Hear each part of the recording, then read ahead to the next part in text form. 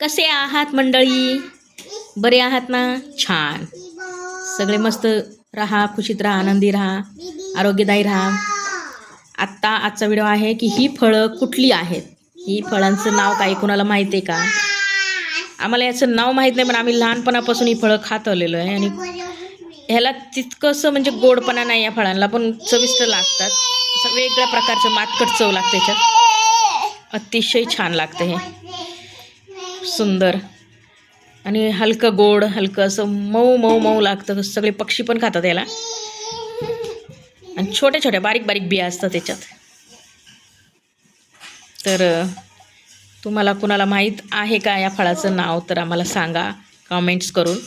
मला माहिती आहे कॉमेंट्स तुम्ही करत नाही, कारण व्ह्यूज देतच नाही.